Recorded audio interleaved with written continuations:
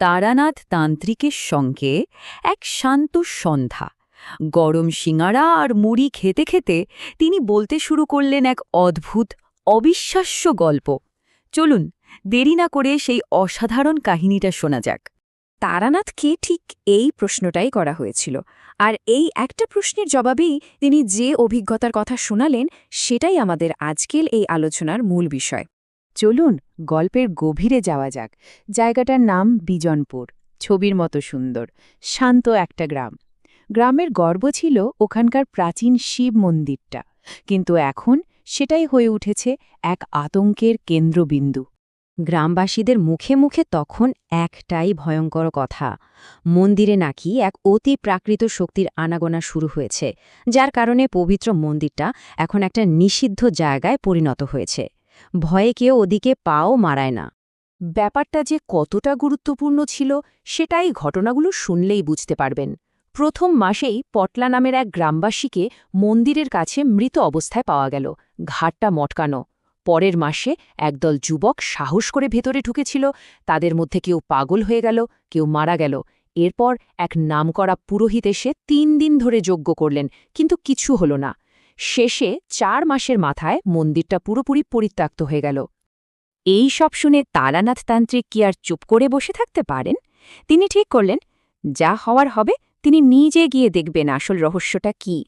গ্রামবাসীদের দুর্দশার কথা শুনে তিনি মন্দিরের ভেতরে এক রাত কাটানোর সিদ্ধান্ত নিলেন। মন্দিরে পা রাখা মাত্রই তারানাথ বুঝলেন ব্যাপারটা সহজ নয়। একটা অদ্ভুত নিস্তেষ্মি ঠান্ডা যেন সারা শরীর দিয়ে বয়ে গেল। এটা কোনো সাধারণ শীতের কামড় ছিল না, ছিল এক অশুভ উপস্থিতির হিমশীতল জানান দেওয়া। কিন্তু এই ভয়ঙ্কর পরিবেশের মধ্যেই একটা আশার আলো দেখা গেল। শিবের যে শ্বেত শুভ্র বিগ্রহ, সেখান থেকে বেরিয়ে আসছিল এক শান্ত, নীলাভ আভা, যা প্রমাণ দিচ্ছিল মহাদেব সেখানে জাগ্রত। তারানাথ যেই না তার তান্ত্রিক ক্রিয়া শুরু করেছেন, অমনি সেই অশুভ শক্তিটা নিজের রূপ দেখাতে শুরু করল। মূর্তির পেছন থেকে ঘন কালো ধোঁয়ার কুণ্ডলী পাকিয়ে এক ভয়াল মানব অবয়ব তৈরি হতে লাগল। আর তারপরই শোনা গেল সেই যান্ত্রিক শীতল গলা। মন্দিরের নিস্তব্ধতা ভেঙে দিয়ে সেই ছায়ামূর্তি বলে উঠল, আর তারানাথকে দিল এক শীতল সতর্ক বার্তা। কিন্তু তারানাথ তান্ত্রিক তো আর সাধারণ কেউ নন। তিনি ভয় পাওয়ার বদলে বরং রুখে দাঁড়ালেন। তিনি নির্ভীকভাবে সেই আত্মাকে চ্যালেঞ্জ করলেন, আর তখনই বেরিয়ে এলো এক অবিশ্বাস্য মর্মান্তিক সত্যি। আর এখানেই পুরো গল্পটা যেন ১৮০ ডিগ্রি ঘুরে গেল।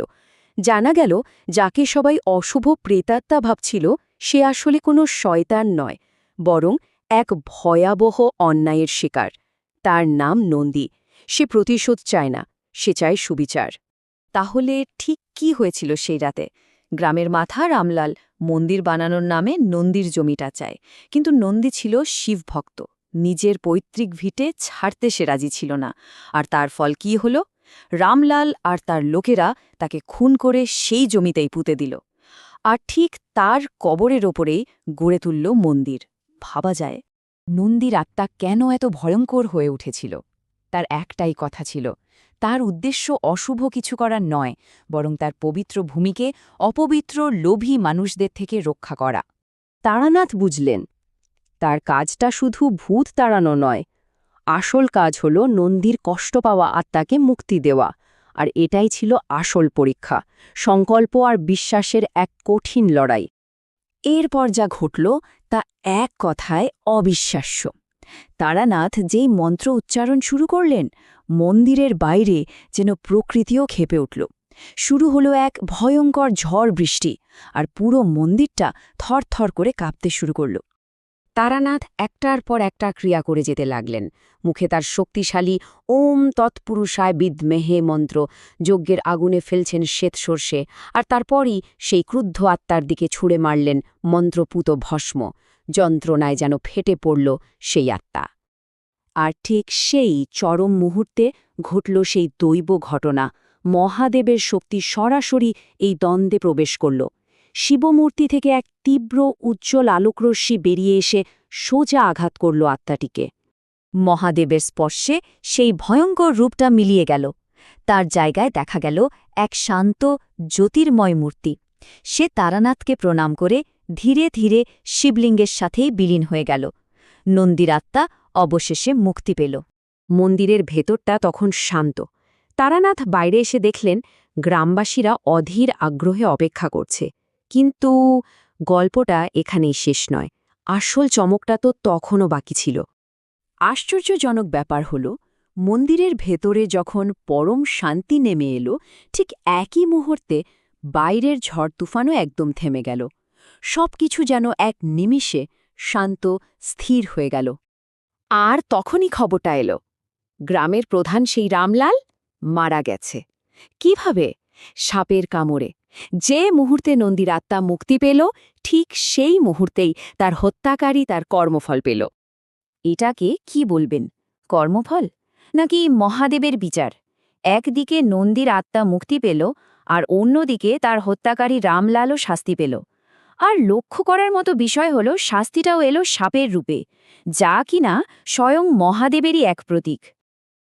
এরপর তারানাথ আরও 1 মাস ছিলেন বিজনপুরে। নিজের চোখে দেখলেন কিভাবে গ্রামটা আবার স্বাভাবিক হল। গ্রামবাসীরা তাদের হারানো বিশ্বাস ফিরে পেল।